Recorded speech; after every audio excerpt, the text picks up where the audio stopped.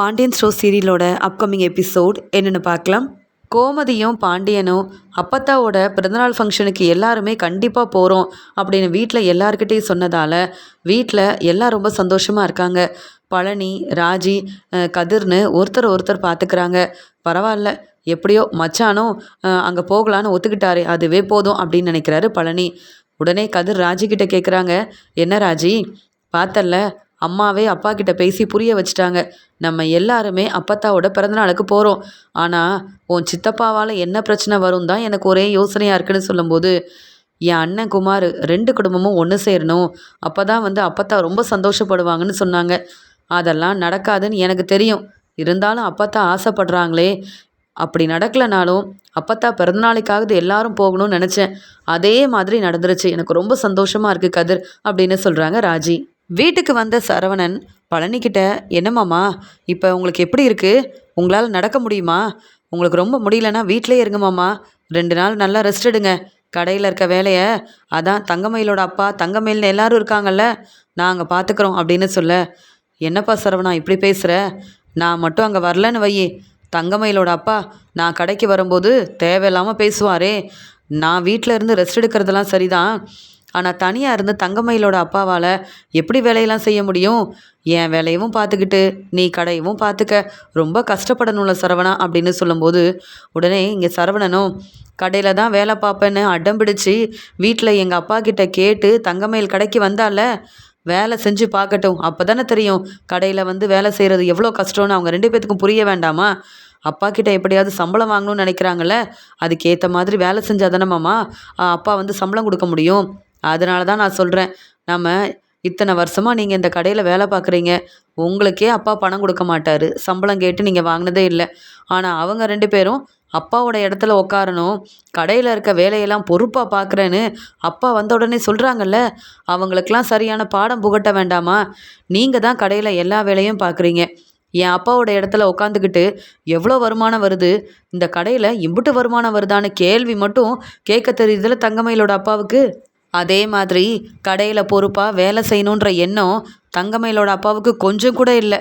என் அப்பாவும் அவரை கேள்வி கேட்காம சம்மந்தியாச்சேன்னு பொறுமையாக போகிறதுனால என்ன வேணாலும் பேசலாம், என்ன வேணாலும் செய்யலான்னு தங்கமயில் மட்டும் இல்லை, தங்கமயிலோட அப்பாவும் நினைக்கிறதுனால தான் நீங்கள் வீட்டில் ரெஸ்ட் எடுங்கன்னு நான் சொல்கிறேன். என் பேச்சை கேட்டு தானே ஆகணும், தேவையில்லாமல் பேசினா அவங்களுக்கு சரியான பதில் நான் கொடுப்பேன் மாமா. ஆனால் நீங்கள் பொறுமையாக எதுவுமே பேசாமல் இருப்பீங்க. உங்களுக்காக சப்போர்ட் பண்ணுன்றதுக்காக தான் நீங்கள் வீட்டில் ரெஸ்ட் எடுங்கன்னு சொல்கிறேன் அப்படின்னு சரவணன் பழனிக்கிட்ட பேசிகிட்டு இருக்காரு. பழனிக்கு என்ன பதில் பேசுறனே தெரியல. என்ன இருந்தாலும் தங்கமயிலோட அப்பா தேவையில்லாமல் என்ன இப்படி பேசுகிறதுலாம் எனக்கு பிடிக்கல தான், இருந்தாலும் என்ன செய்கிறதுன்னு தான் நான் பொறுமையாக இருக்கேன் அப்படின்னு பழனி யோசிக்கிறாரு. எப்பயும் போல் பாண்டியன் தன்னுடைய கடைக்கு போகும்போது இங்கே சரவணனும், பார்த்தீங்களாப்பா, இங்கே பழனி மாமா கடைக்கு மட்டும் வர நேரமாச்சுன்னா அந்த பேச்சு பேசுகிற உங்கள் சம்மந்தி இப்போ எம்புட்டு நேரம் கழித்து கடைக்கு வராருன்னு நீங்கள் தானே சொன்னீங்க, அவர்கிட்ட எந்த கேள்வியும் கேட்கக்கூடாதுன்னு, ஆனாலும் கடைக்கு சீக்கிரமாக வர வேண்டாமா, பழனி மாமா வீட்டில் ரெஸ்ட் எடுக்கட்டும் நான் தான்ப்பா சொல்லியிருக்கேன்னு சொல்லும்போது, பழனி வந்தால் கடையை நல்லபடியாக பார்த்துப்பான், இவங்கள நம்பி கடையை விட்டுட்டு நீயும் வெளியில் போக முடியாதுல்ல சரவணா அப்படின்னு கேட்கும்போது, அப்பா அதுக்காக இவங்க நம்ம கடையில் கண்டிப்பாக வேலை பார்க்கணும் தானே 2 பேரும் நிற்கிறாங்க, அப்போ வேலை செய்யட்டும்ப்பா, பழனி மாமா தான் எல்லா வேலையும் பார்க்குறாரு, உங்கள் இடத்துல உட்காந்துக்கிட்டு பழனி எந்த வேலையும் செய்யலைன்னு பேசுகிறதுக்கு மட்டுமே தங்கமயிலோட அப்பா வராருல, அதுக்காக தான்ப்பா நானும் கண்டுக்காமல் இருக்கேன், நீங்களும் வெளியில் இருக்க வேலையை பாருங்கள், இவங்கக்கிட்ட எப்படி வேலை செய்ய சொல்லணும்னு எனக்கு தெரியும்ப்பா, ஏதாவது பேசட்டும் நான் பேசிக்கிறேன்னு சொல்ல, என்ன இருந்தாலும் அவர் நம்ம சம்மந்தி, நீ கோவமாக பேசலாம், நான் அப்படி பேச முடியாதுல்ல, அதனால் அவர் வரப்போ வரட்டும், வேலை செஞ்சால் செய்யட்டும், ஆனால் நீ பெருசாக பிரச்சனை செய்ய வேண்டாம் அப்படின்னு சொல்லும்போது, சரிப்பா நான் பார்த்துக்கிறேன், உங்களுக்கு நிறைய வேலை இருக்குன்னு சொன்னீங்கல்ல, நீங்கள் கிளம்புங்க அப்படின்னு சொல்லிடுறாரு சரவணன். அங்கே தங்கமயிலும், என்னப்பா பழனி சித்தப்பா இன்றைக்கும் கடைக்கு வரலையா, நேற்று வேற பழனி சித்தப்பா இல்லாமல் நிறைய வேலையை கடையில் நாம் தான் பார்த்துக்கிட்டே இருந்தோம், இன்றைக்கும் பழனி சித்தப்பா வரலனா கடையில் இருக்க எல்லா வேலையும் நாம் தானப்பா பார்க்கணும் அப்படின்னு பேசிகிட்டு இருக்கும்போது, உடனே இங்கே தங்கமயிலோட அப்பாவும், சரவணன் தம்பி உங்ககிட்ட ஒரு விஷயம் கேட்கணும்னு சொல்ல, ஆமாம் உங்கள் மாமா பழனி எங்கே அப்படின்னு கேட்கும்போது, ஏன் அவர் மேலே என்ன உங்களுக்கு புதுசாக அக்கறை, வந்த உடனே அவரை பற்றி கேட்குறீங்க, பழனி மாமா வீட்டில் நல்லா ரெஸ்ட் எடுக்கிறாரு, அவருக்கு முடியல, எப்படி இருந்தாலும் எங்கள் அப்பாவோட இடத்துல நீங்கள் தானே உட்காரணும்னு ஆசைப்படுவீங்க. இங்கே தான் ரெஸ்ட் எடுக்க முடியாதுல்ல, வேலைக்கு மேலே வேலை செய்ய சொல்வீங்கல்ல. அதனால தான் நீங்கள் பொறுப்பாக இருக்கும்போது மாமா எதுக்கு வரணும், ரெஸ்ட் எடுக்கட்டும்னு நான் தான் வீட்டில் இருக்க சொன்னேன். இப்போ என்ன உங்களுக்கு அப்படின்னு கேட்கும்போது, அதெல்லாம் ஒன்றும் இல்லை, நேத்தே கஷ்டப்பட்டு வேலை செஞ்சோம், தனியாக இருந்து அம்புட்டு வேலையும் செய்ய முடியல, பழனியை வர சொன்னால் நல்லா இருக்குன்னு சொல்லும்போது, பழனி சித்தப்பா பொறுப்பாக இத்தனை வருஷம் கடைக்கு தினமும் வருவார், கஷ்டப்பட்டு வேலை செஞ்சார். ஆனால் அவரை நீங்கள் என்னெல்லாம் கேள்வி கேட்குறீங்க அப்படின்னு சொல்லும்போது, அப்படி என்ன பெருசாக கேள்வி கேட்டுட்டேன், நேரத்துக்கு கடைக்கு வரணும், ஒரு நேரம் கழித்து வரக்கூடாது, வந்தால் ரெஸ்ட் எடுக்காமல் வேலை செய்யணும்னு பொறுப்பாக தானே இருக்க சொன்னேன். பழனிக்கிட்ட நான் என்ன பேசினாலும் தப்புன்னு சொன்னால் எப்படி தம்பி அப்படின்னு கேட்குறாரு தங்கமயிலோட அப்பா. உடனே தங்கமயிலும், ஆமாங்க, வர வர பழனி சித்தப்பா நாங்கள் இருக்கிறதுனால சரியாக வேலை பார்க்குறதே இல்லை, கவனமாக வேலையை பார்க்க மாட்டேங்கிறாருங்க, எல்லா வேலையும் எங்கள் அப்பா தான் செய்கிறாரு, ரொம்ப பாவம். எங்கள் அப்பாவும் என்ன இருந்தாலும் நம்ம வீட்டுக்கு சம்மந்தி தானே, அவர் வந்து இந்த இடத்துல உட்காரக்கூடாதுன்னு பழனி சித்தப்பா முன்னாடி அப்படி சொல்கிறது எல்லாமே தப்பு தானேங்க. மாமா இல்லைன்னு தானேங்க ரொம்ப நேரமாக நின்று வேலை செய்கிறோமேன்னு நிற்க முடியாமல் இங்கே வந்து பாண்டியன் மாமா இடத்துல உட்காந்தா நீங்களும் கேள்வி கேட்குறீங்களே, இதெல்லாம் சரியில்லை. நீங்கள் தான் இப்படி பேசுகிறீங்கன்னா இங்கே பழனி சித்தப்பா என் அப்பாவை பற்றி என்ன நினைப்பாங்க. என்ன இருந்தாலும் எங்கள் அப்பாவும் இந்த வீட்டுக்கு சம்மந்திங்க, எங்களுக்கு தர வேண்டிய மதிப்பு மரியாதையை கொடுக்கணும். உங்கள் கடைக்காக கஷ்டப்பட்டு வேலை செய்கிறோமே, எங்களுக்காக இப்போ வரைக்கும் என்ன சம்பள பணமாக கொடுத்துட்டீங்க, சம்பளமே தராமல் தானே வேலை செய்ய சொல்கிறீங்க, அதெல்லாம் புரிஞ்சுக்கிட்டு பேசணுங்க. எப்போ பார்த்தாலும் என் குடும்பத்தை தலகுனியை வைக்கணும்னு நினச்சி தேவையில்லாமல் பேசுகிறீங்க. இப்போ என் அப்பா உங்கள் மாமனார் தானே, அவருக்கு தர வேண்டிய மதிப்பு மரியாதையை தந்தாதான் என்ன.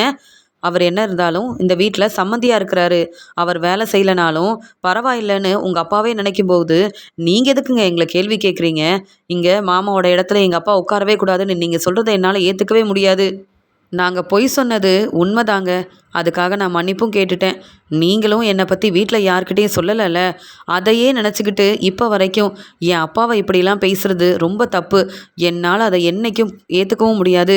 அதுக்காகலாம் உங்ககிட்ட நான் மன்னிப்பு கேட்க முடியாது. எங்கள் அப்பா கஷ்டப்பட்டு வேலை செய்கிறாரு, அதனால் தினமும் சம்பள பணத்தை கொடுத்துருங்க அப்படின்னு சொல்கிறாங்க தங்கமயில். உடனே சரவணன், அதானே பார்த்தேன், இன்னும் பணத்தை பற்றி பேசலே நினச்சேன். உங்கள் 2 பேருக்கும் பணம் தான் முக்கியம் அப்படி தானே. ஆமாம், உங்கள் அப்பா வீட்டுக்கு தேவையான பொருளெல்லாம் எடுத்துகிட்டு போனாரே, அதுக்காக பணத்தை எப்போ கொடுப்பீங்க அப்படின்னு கேட்குறாரு சரவணன். உடனே இங்கே தங்கமயிலோட அப்பாவும், என்ன மாப்பிள்ள, நான் வந்து எடுத்துகிட்டு போன பொருளுக்கு பணம் கொடுக்கணுமா, நம்ம கடையிலேருந்து எடுத்த பொருளுக்கா நான் பணம் கொடுக்கணும், நீங்கள் என்ன மாப்பிள்ள இப்படி கேட்குறீங்க, சம்மந்திக்கு தெரிஞ்சால் கூட இப்படி என்னை நிற்க வச்சு கேள்வி கேட்கவே மாட்டார், இன்னும் எவ்வளோ பொருள் வேணுமோ எடுத்துகிட்டு போங்கன்னு சொல்வார். நீங்கள் வேணும்னா இந்த பிரச்சனையை உங்கள் அப்பா கிட்ட சொல்லுங்கள். பாண்டியன் சம்மந்தி என்கிட்ட அந்த பொருளுக்காக பணம் கேட்டால் உடனே நான் தந்துடுறேன். போதும் மாப்பிள்ள, நீங்கள் பேசின வரைக்கும் போதும். நாங்கள் என்னவோ இங்கே வந்து பொய் சொன்னதுனால இப்படியெல்லாம் எங்களை அவமானப்படுத்தணும்னு நினைக்கிறீங்களே. ஏன் உங்கள் கடையில் இந்த பொருளை நாங்கள் எடுத்துகிட்டு போகலன்னா நாங்கள் வந்து வீட்டுக்கு தேவையான பொருளெல்லாம் வாங்க மாட்டோமா என்ன? அதெல்லாம் அந்த பணத்தை நான் திருப்பி தந்துடுறேன் மாப்பிள்ள, அதுக்காக தங்கமயில திட்டாதீங்க அப்படின்னு சொல்கிறாங்க தங்கமயிலோட அப்பா. 2 பேரும் நல்லா தான் பேசுகிறீங்க, ஆனால் கடையில் இருக்க வேலையை செய்யாமல் சம்பளம் வேணும்னு கேட்குறீங்கல்ல, அதை தான் என்னால் பார்த்துட்ருக்க முடியல. இன்றைக்கி நீங்கள் 2 பேரும் தானே வேலை செய்ய போகிறீங்க, இருக்கிற அம்புட்டு வேலையும் செய்யணும் இல்லையா?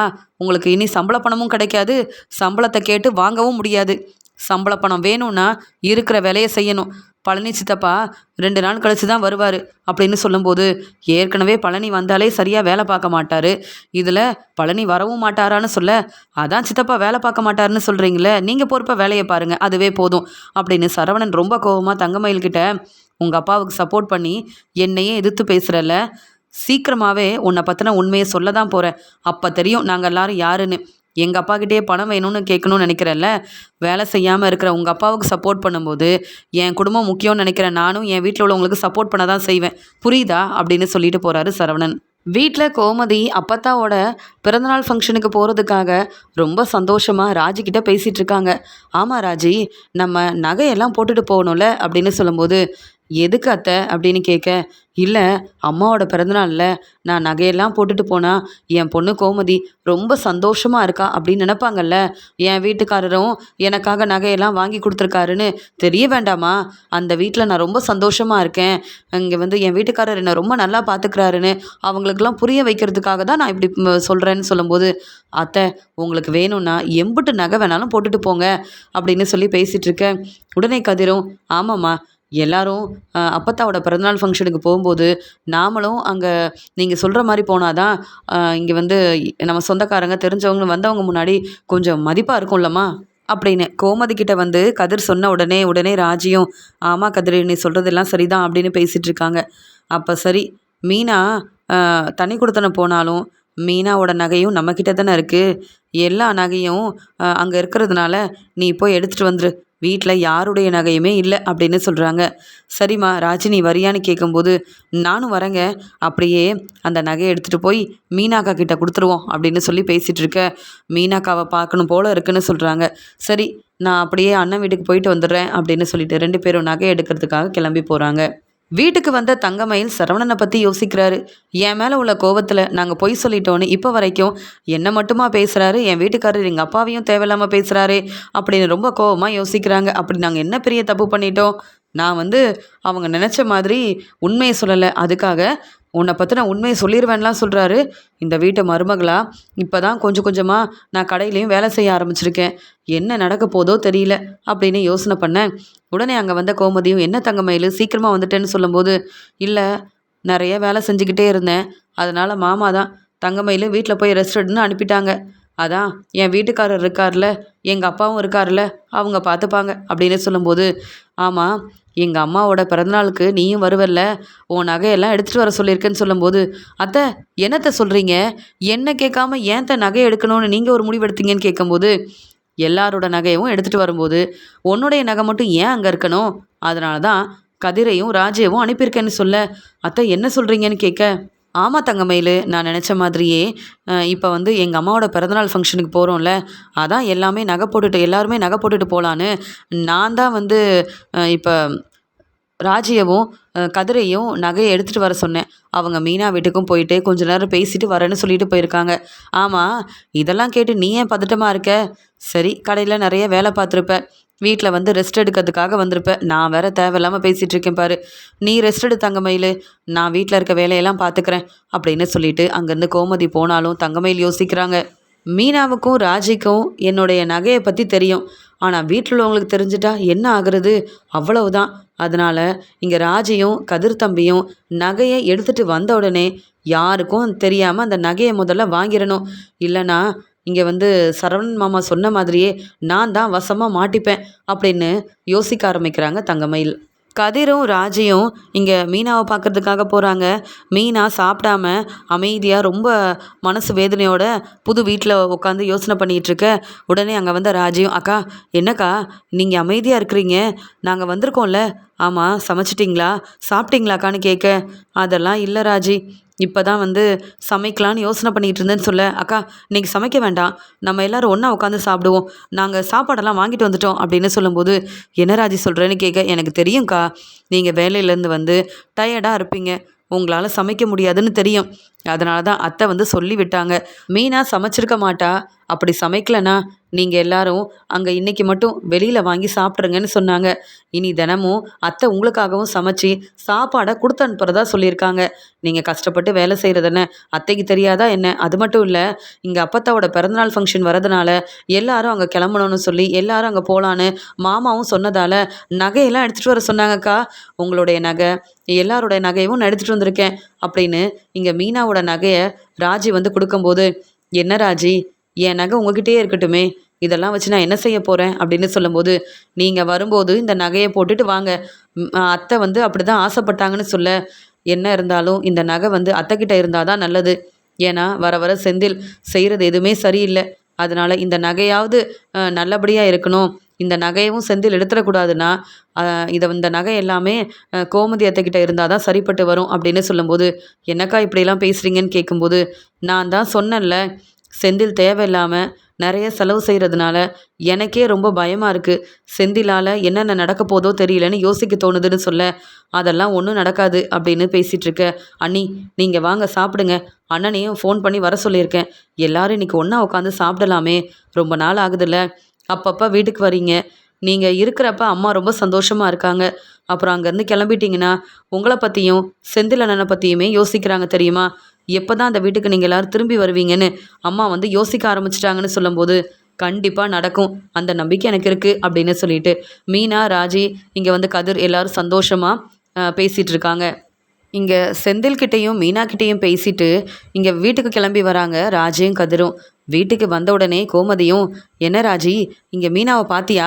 மீனா சாப்பிட்டால அப்படின்னு சொல்லும்போது, நாங்கள் அக்கா கிட்ட பேசி புரிய வச்சு நாங்கள் எல்லாருமே அங்கேயே சாப்பிட்டுட்டோம் அப்படின்னு சொல்லும்போது, அத்தை, நகையெல்லாம் நாங்கள் கவனமாக எடுத்துகிட்டு வந்துட்டோம்.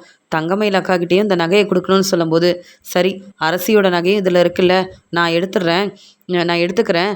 நீ முதல்ல இந்த நகையை, சரவணன் வேற வந்துட்டான், இந்த நகையை கொடுத்துருங்க அப்படின்னு சொல்லிட்டு கோமதி அந்த நகையை எடுத்து கூட பார்க்காம தங்கமயிலோட நகையை அவங்கக்கிட்டே கொடுத்துருங்கன்னு சொல்லிட்டு கிளம்பி போகிறாங்க.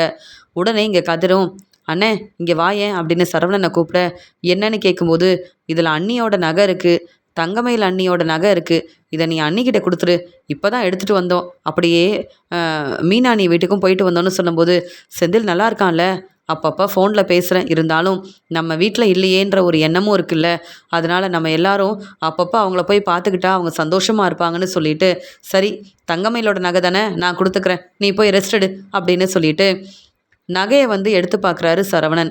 உடனே கதிர்கிட்ட, கதிர் இங்கே வாயேன், ஆமாம் யாருடைய நகை அப்படின்னு கேட்கும்போது, தங்கமயில் அண்ணியோட நகை தான், அம்மா வந்து அப்படி தான் சொன்னாங்கன்னு சொல்லும்போது, இல்லையே, தங்கமயில் கல்யாணத்துக்கு நகை எல்லாமே போட்டிருந்தப்ப ரொம்ப நல்லா இருந்ததுல, இப்போ பாரு அப்படின்னு சொல்லி கேட்கும்போது, ஆமாண்ணே, தங்க நகை மாதிரியே இல்லையே அப்படின்னு சொல்லும்போது, அண்ணே முதல்ல தங்கமயில் அண்ணியை கூப்பிட்டு என்னன்னு பேசுனேன் அப்படின்னு சொல்லும்போது, தங்கமயில் கொஞ்சம் இங்கே வா அப்படின்னு சொல்லி கூப்பிடும்போது, என்னங்க அப்படின்னு கோவமாக வராங்க தங்கமயில்.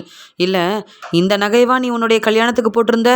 வந்தவங்க எல்லாரும் இந்த நகையை பார்த்துட்டு பாராட்டி பேசுனாங்கன்னு உங்கள் அம்மா அந்த பேச்சு பேசுனாங்களே, ஆனால் பார்க்க இதெல்லாம் நீ கல்யாணத்துக்கு போட்ட நகை மாதிரியே இல்லையே அப்படின்னு சொல்லும்போது திருன்னு முழிக்கிறாங்க தங்கமயில். முதல்ல அந்த நகையை என்கிட்ட கொடுங்க, எனக்கு தெரியாதா, இது எல்லாமே என் நகை தான்.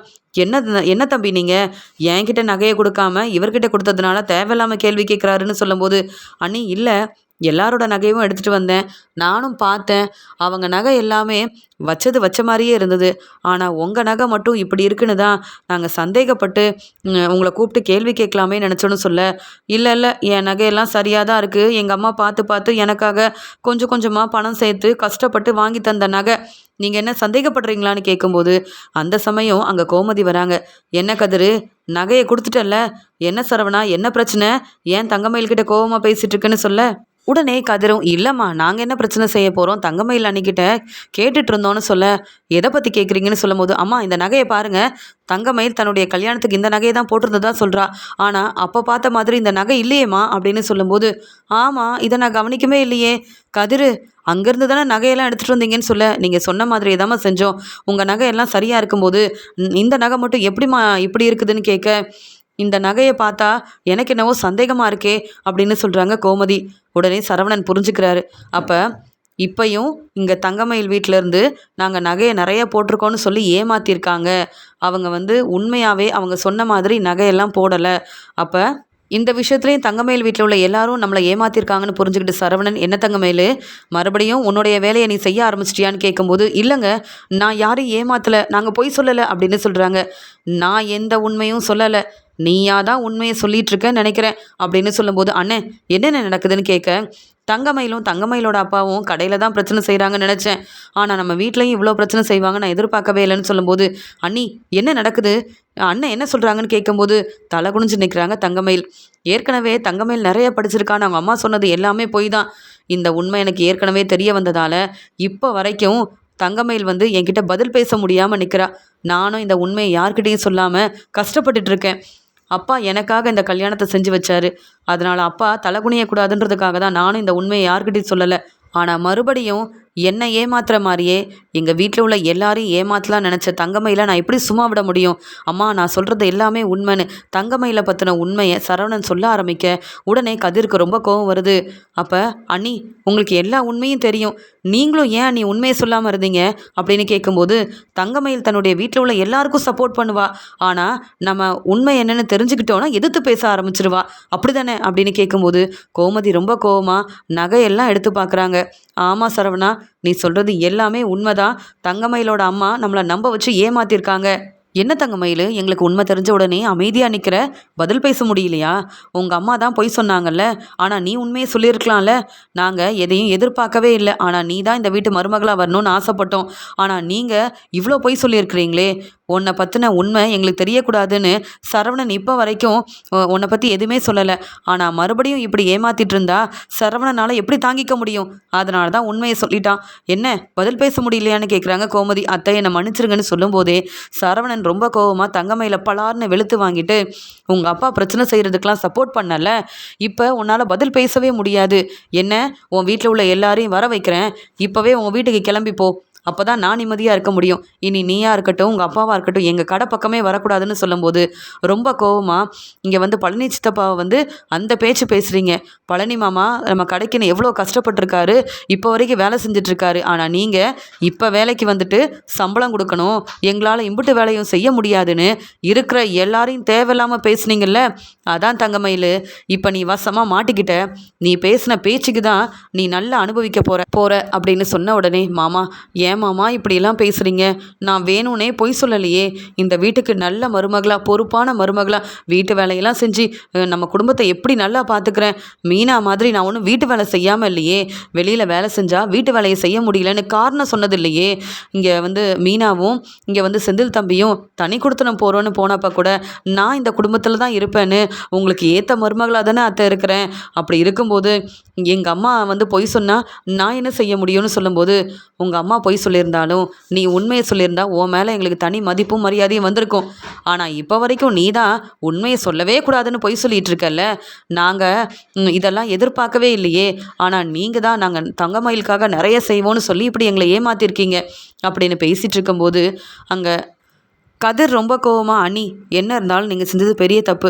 உங்கள் வீட்டில் வந்து இப்படி பொய் சொல்லணும்னு சொல்லியிருந்தா கூட நான் உண்மையை தான் சொல்வேன்னு கல்யாணத்துக்கு முன்னாடியே எங்களுக்கு வந்து நீங்கள் உண்மையை சொல்லியிருக்கணும். நீங்கள் செஞ்ச பிரச்சனைக்கு இங்கே வந்து அப்பா என்ன முடிவெடுக்க போகிறாருன்னு தெரியலன்னு சொல்லும்போது, அப்பா என்ன முடிவெடுக்கிறது? நான் தான் முடிவெடுப்பேன். தங்கமயிலு, நீ வந்து இன்னும் என்னென்ன பொய் சொல்லி எங்களை ஏமாத்திருக்கேன்னு எங்களுக்கு தெரியல. உன்னை வந்து என்னால் நம்பவும் முடியாது. இனி உனக்காக நான் வந்து எங்கள் அப்பா கிட்ட உண்மையை நான் மறைக்க போகிறதும் கிடையாது. அதனால் என்னென்ன பொய் சொன்னேன்னு இப்போவே எனக்கு தெரியணும்னு சொல்லும்போது, இல்லை மாமா நான் வேறு எதுவுமே செய்யலை மாமா. இந்த நகையால் தான் இப்படி நான் வசமாக மாட்டிக்கிட்டேன் மாமா. என்னை மன்னிச்சிடுங்க மாமா. இனி நான் கடைக்கு கூட வரல மாமா. உங்கள் பேச்சை கேட்டு வீட்டிலேயே பொறுப்பாக நல்ல மருமகளாக இருக்கிறேன் மாமா. என் அப்பாவுக்காக தான் கடைக்கு வந்தேன். என் அப்பா தேவையில்லாமல் பிரச்சனை செய்கிறதா சொன்னீங்கல்ல, அதனால தான் மாமா கடைக்கு வந்தேன். மற்றபடி என் மேலே எந்த தப்பும் இல்லை. என்னை மன்னிச்சிடுங்க. என் வீட்டுக்கு என்னை அனுப்பிட்டீங்கன்னா என் அப்பாவும் அம்மாவும் தலை குனிஞ்சு நிற்பாங்க. அதை என்னால் பார்த்துட்டு தாங்கிக்கவே முடியாது அப்படின்னு சொல்கிறாங்க தங்கமயில். அப்போ உன்னுடைய அப்பாவும் அம்மாவும் தலை குனிஞ்சு நிற்பாங்கன்னு அவங்க நிலைமையை பற்றி யோசிக்கிறியே. என் வீட்டில் உள்ள எல்லாரையும் ஏமாத்திருக்க. என் அப்பா எனக்காக இப்படி ஒரு வாழ்க்கையை அமைச்சு கொடுத்துருக்காங்கன்னு உன்னை பற்றின உண்மையை இத்தனை நாள் சொல்லாமல் இருந்தல்ல. என் வீட்டில் உள்ளவங்கள பற்றி நீ யோசிச்சியா? எப்படி வேணாலும் பொய் சொல்லலாம், ஏமாத்தலாம் நினச்சல. அதான் உனக்கு நான் சரியான பதில் கொடுத்துருக்கேன்னு சொல்ல உடனே கதிரும், ஆமாம் அண்ணி, நீங்கள் எங்களுக்கு பதில் பேச வேண்டாம். உங்கள் வீட்டில் உள்ள எல்லாரையும் வர சொல்லுங்கள். அவங்கக்கிட்ட நாங்கள் கேள்வி கேட்குறோம். அவங்க இதுக்கு பதில் சொல்லட்டும்னு கதிர் வந்து இப்படி சொன்னதை கேட்டுட்டு என்ன செய்யன்னு தெரியாமல் தலை குனிஞ்சு நிற்கிறாங்க தங்கமயில். என் அப்பாவும் அம்மாவும் இங்கே வந்தால் கண்டிப்பாக பிரச்சனை பெருசாகும். பாண்டியன் மாமா வேற ரொம்ப கோவமா நான் இந்த வீட்டில் இருக்கவே கூடாதுன்னு முடிவெடுத்துட்டாருன்னா என் நிலைமை என்ன ஆகுறது? பாண்டியன் மாமாவோட கடைக்கு என் அப்பாவும் வேலை செய்ய வந்திருக்க கூடாது, நானும் வேலை செய்ய அங்கே போயிருக்கவே கூடாது. தேவையில்லாமல் என் அப்பாவுக்கு சப்போர்ட் பண்ணதுனால தான் எனக்கு இந்த நிலைமை வந்துருச்சு. சரவணன் மாமா என்னை இப்போ இந்த கேள்வி கேட்குறாரு. என்னாலேயே பதில் பேச முடியல. என் அம்மாவும் அப்பாவும் இந்த வீட்டுக்கு வந்தாங்கன்னா கண்டிப்பாக தலை குனிஞ்சு தான் நிற்கணும். எப்படி இந்த பிரச்சனையை சமாளிக்கன்னு வேற தெரியலையே அப்படின்னு சரவணன் கிட்டேயும் கோமதி கிட்டேயும் மன்னிப்பு கேட்குறாங்க தங்கமயில். ஆனால் கதிர் சொல்கிறாரு, போதும் அண்ணி, நாங்களும் உங்களை ரொம்பவே நம்பிட்டோம். என் அப்பா வரட்டும், உடனே இங்கே நடந்த எல்லாத்தையும் நான் சொல்ல போகிறேன். உங்கள் வீட்டில் உள்ளவங்க வந்து சரியான பதில் சொல்லலைன்னா அப்புறம் என் அண்ணன் என்ன முடிவெடுக்கிறாரோ அதுதான் எங்களுடைய முடிவு அப்படின்னு கதிர் சொன்னதை கேட்டு என்ன செய்யன்னு தெரியாமல் நிற்கிறாங்க தங்கமயில். உடனே தங்கமயில் தன்னுடைய அப்பாவுக்கும் அம்மாவுக்கும் ஃபோன் பண்ணுறாங்க. இன்னும் அவங்க வந்தால் என்னெல்லாம் நடக்க போதோ தெரியலையே, இப்படி வசமாக மாட்டிக்கிட்டேனே அப்படின்னு சொல்லி யோசிக்கிறாங்க தங்கமயில். தங்கமயிலும் அவங்க வீட்டில் உள்ள எல்லாரும் வேணும்னே திட்டம் போட்டு தான் இப்படி ஏமாத்திருக்காங்க. தங்கமயிலோட அம்மா பொய் சொல்லியிருந்தாலும் தங்கமயில் உண்மையை பேசியிருக்கலாமே. ஆனால் தங்கமயில் அப்படி செய்யவே இல்லை. தங்கமயில் இப்படிலாம் செய்வான்னு நான் எதிர்பார்க்கவே இல்லைன்னு தங்கமயில் மேலே ரொம்ப கோபமாக இருக்காங்க கோமதி.